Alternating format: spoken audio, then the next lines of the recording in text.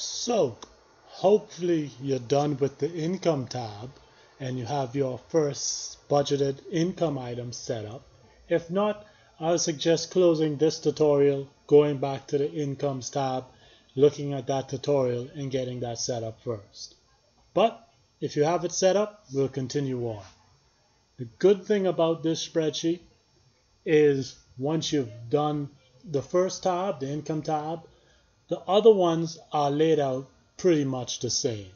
So most things will be familiar. There's just little things that make each differently that you need to learn. So this one should be a lot quicker than the last one. So just like on the income tab, first thing we'll do is enter categories. So for expenses, you probably have a lot more categories than you do income. So I'll start by some example. We'll say rent. Then we have food, and you can name it whatever you like. You can use groceries if you want. You can do things like utilities. I know me personally, I have two sets of utilities. I have leisure utilities, mandatory utilities. So however you want to define it, you can. However simple or complex you want it, it's up to you. So I'll just start with these three.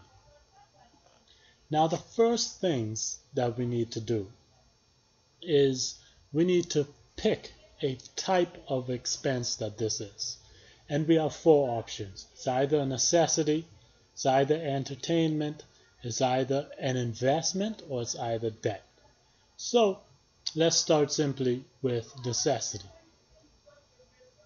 And then we'll select the category as we did before. And I'll say rent, which is a necessity. I'll say $600 for rent.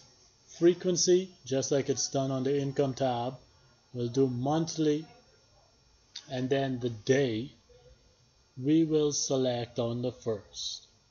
Start date, again, we'll say next start date, 8/1.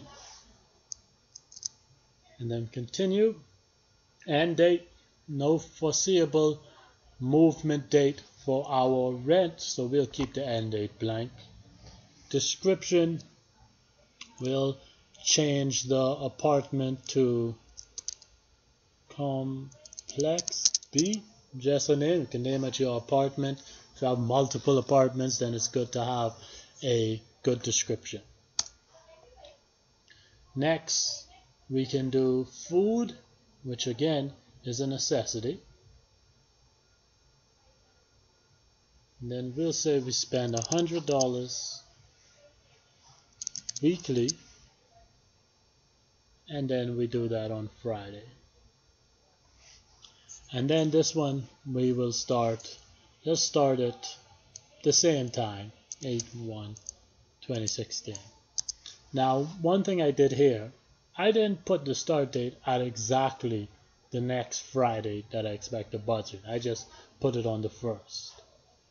The exact start date is really only needed if you have bi-weekly payments. The reason is because we want to know exactly which week to skip and which week to use. So when it's not bi-weekly, you can just enter the date before the start date that you want. When it's bi-weekly, you have to use the exact date when it starts. Alright, once I'm done, no end date, let's do Walmart. Now, if you like, you don't have to use all the categories. You can skip a category. And I like to add 2 more categories. I'll add one for Robinhood, which is an investment app. And I'll add another one, loans. So now we're going to change the type. We're going to use investments. And Robinhood is an investment app. And then let's say every so often we want to add $50 into an investment account. We'll say bi-weekly we'll add $50 into an investment account every Saturday. So the next Saturday will be the 16th. So 7/16. When we'll start entering those in.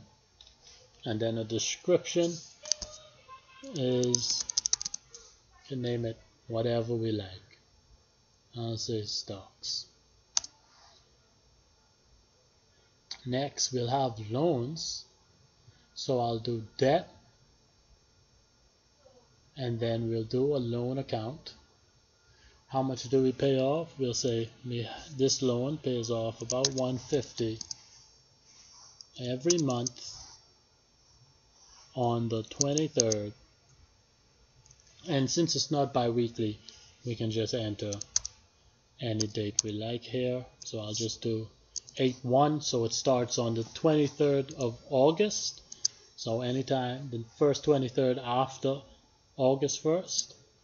And then this one is going to be our student loan. Okay, so that's the quick summary of the expense tab.